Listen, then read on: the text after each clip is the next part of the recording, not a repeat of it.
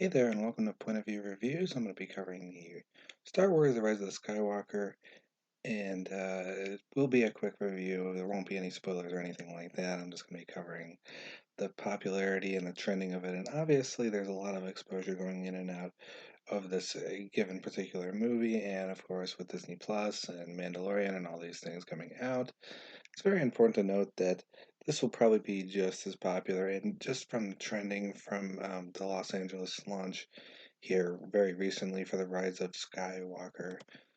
As you can see, it premiered in Los Angeles on December 16th of 2019, very recently, and the full release theatrically on December 20th in the United States, so it's coming up here very, very soon. So if you want to know, is Rise of Skywalker out yet for 2019? That is yes. If you want to listen in more with this video and other videos, I'll be doing reviews of just kind of the trend and the popularity of Disney and other content. Make sure to subscribe to the channel. Make sure to like this video and comment below about your own input on what you feel and how the movie is going to turn out. I'm not going to be really talking about the movie per se, but just the popularity and the trending aspects of it. So keep that in mind. And just getting into it recently here that according to Deadline.com, it's blasting off Force Awakens back in 2015 of December all the way through the fifth Lucasfilm production, which is Star Wars Rise of the Skywalker last night, and it had a big popularity boost. It was, as they say, they raised the bar on a sense of opulence and wonder in a Hollywood premiere. Their Star Wars premieres have been so much more than a buffet in a movie. So in other words, they have a good presentation, they got a lot of exposure, and they bring in a lot of monies for the basically movie theaters here coming up in the soon for the whole full release of the Star Wars: The Rise of the Skywalker. So keep that in mind as well. And something to highlight here recently is that it's not just that movie going well. It's Frozen 2 hit over $1 billion at the global box office. So obviously Disney movies are a very big hit. And with comic book heroes and all that kind of stuff coming out, they've been very, very popular over the many years.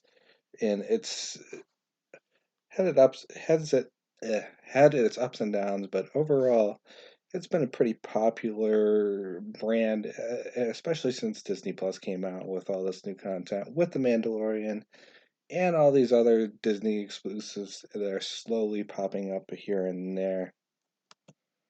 At the Disney Plus, basically, you got the $6.99, you got the $12.99, and competitively priced. So there's a lot of content coming in and out. A lot of Star Wars content you can play catch up with if you're not all caught up.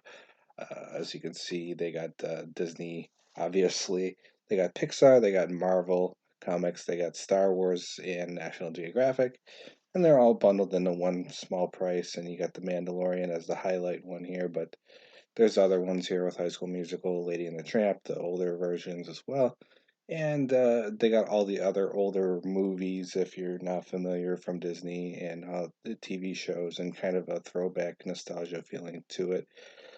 So, piecing all this together and comparing it to The Rise of the Skywalker, obviously you're going to see a lot of buzz and a lot of interest. I feel the movie overall is going to be good, but not great. I wouldn't expect it to be like a blowout movie, the best one in the series, but you never know. Obviously, the best thing you can do is go see it. I personally have not seen it yet, and I'm going to try to see it here coming in the next week and see how it is, and I might do a review. So make sure to subscribe to the channel if you want to hear my personal input on it. I will try to keep out spoilers and things like that. I recommend for the Rise of Skywalker trailers to avoid, because in trailers they often like to spoil big parts of the movie. So I haven't really seen a trailer yet in particular. I read a little bit about it by accident through Facebook and things like that, but the intent was I'm just trying to avoid all media contact, because I know that if you read too much into it, someone's going to spoil something, someone's going to review it and not really think that some important plot part in the middle of the movie or something was completely revealed and they accidentally did it. And you just don't want to hear all that information. So when it comes to reading up about the actual movie itself, I'm pretty excited about it. I'm going to try to see it here next week and give you guys some input. So Keep in mind, make sure to subscribe to the channel if you'd like. And going a little bit more into the Mandalorian, based on the fact that how popular the Mandalorian's been, and this is just a side TV show through Disney Plus. Obviously, it's their highlight for Disney Plus, and it's getting a lot of attention. So, with the Rise of Skywalker coming out, you can only imagine the massive attention that that's going to get, being as it's a box office movie that anyone can see. They didn't necessarily have to watch The Mandalorian. They didn't necessarily have to watch the previous movies. Obviously, following along with the previous movies is very helpful for other little subtle things, but it's kind of a movie in itself, which is nice and very helpful to consider watching for in the theaters or wherever you might be watching it. If you wanted to watch it on Disney Plus later on, it's obviously going to end up there. So keep that in mind into 2020. I'm honestly not sure what to make of it, whether it's going to be good or bad. Leave in your comments below what your personal opinion is, and thanks for listening in, and have a nice day.